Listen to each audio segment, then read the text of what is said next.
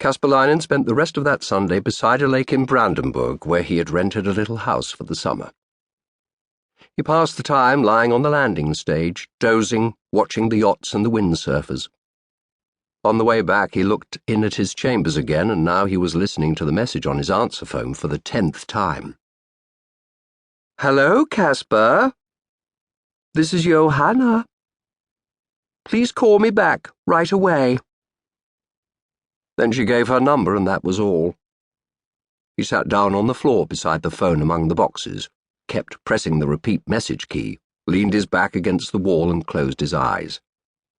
It was stuffy in the little room. The air over the city had been stagnant for days. Johanna's voice hadn't changed. It was still soft, the words still a little too slowly spoken, and suddenly it all came back to him.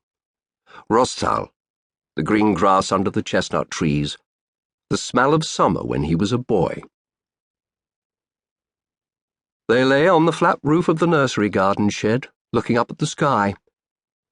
The roofing felt was warm underneath them. They had put their jackets under their heads.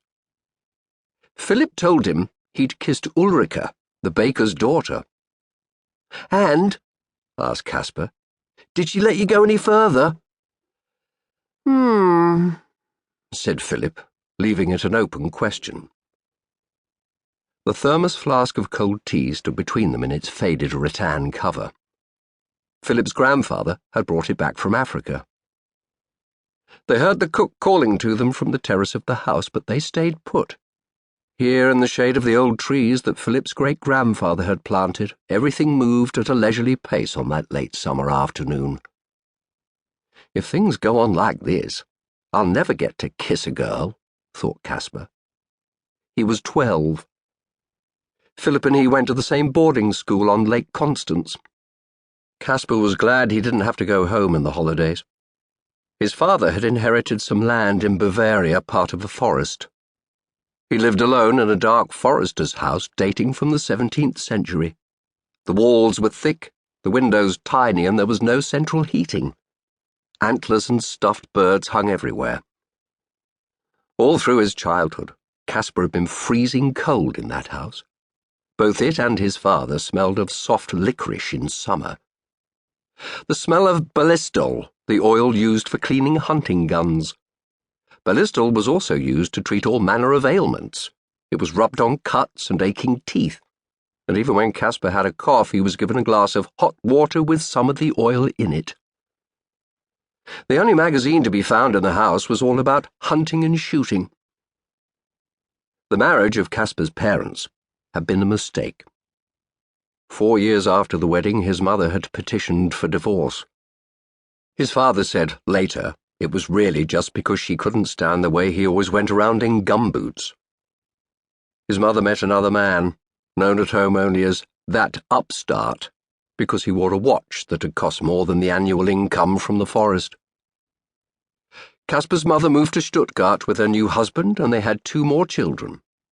Caspar stayed with his father in the forester's house until he went to boarding school. He had been 10 at the time. "Okay, I suppose we'd better go in," said Philip. "I'm hungry." They climbed down from the roof and went over to the house. "How about a swim afterwards?" asked Philip. "I'd rather go fishing," said Caspar. "Right, fishing's a better idea. We can grill the fish."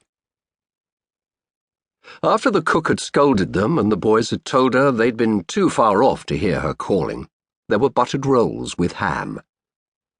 As usual, they ate in the kitchen, not upstairs with Philip's parents. Caspar liked it down there, where countless white kitchen drawers had writing in black ink on them: salt, sugar, coffee, flour, caraway. When the postman came in the morning, he sat at the table with the boys, and they all looked through the senders' addresses on the letters and read the postcards before they were taken up to Philip's parents.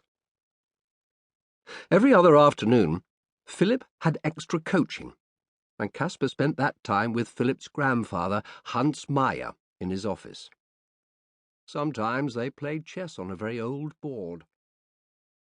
Meyer was patient with the boy.